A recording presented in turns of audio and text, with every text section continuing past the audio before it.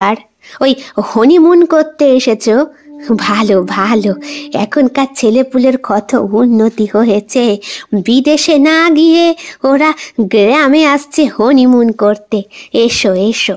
তাই বুড়ি ঠাকুমা কিন্তু বেশি কিছু দিতে পারবে না, যা পারবে ও তাতেই চলবে ঠাকুমা। আজকে রাতটা গেলে হো মা, এ আবার কি কথা?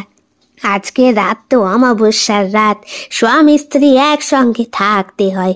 ঘর আছে, তাতে অসুবিধে নেই। কই রে হারু, বাবা বেরিয়ে আয় দেখি।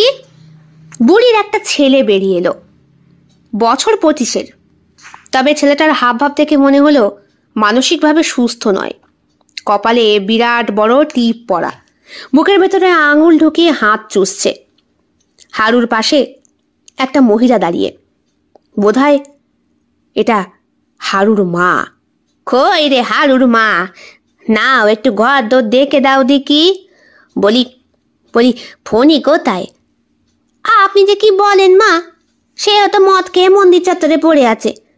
এসো, তোমরা বুঝি রাতে থাকবে? তা হারু, যা দেখি দেশি মুরগি জোগাড় করত। হ্যাঁ হ্যাঁ হ্যাঁ, ইশারা দেয় বিপুল রাজাকে।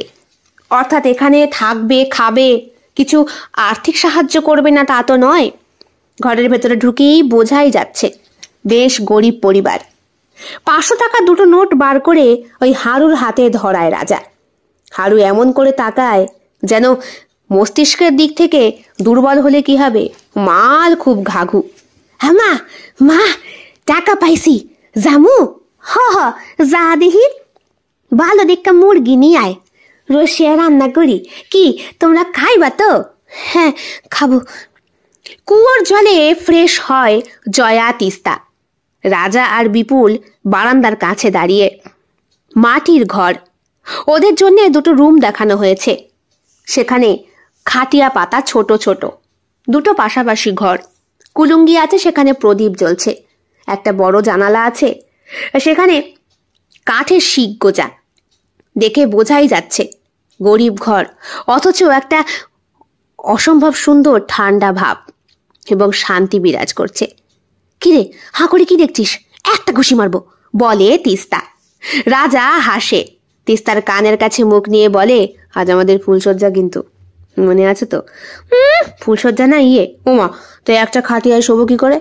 তারপর তুই আমায় ভালোবাসিস, আজ তার পরীক্ষা হবে। কথাটা কানে যায় জয়া আর বিপুলের। জয়ার কেমন প্রতিক্রিয়া হয় দেখার জন্য বিপুল তাকায় জয়ার দিকে। দেখে জয়ার মুখটাও কেমন লাল হয়ে গেছে। বিপুলের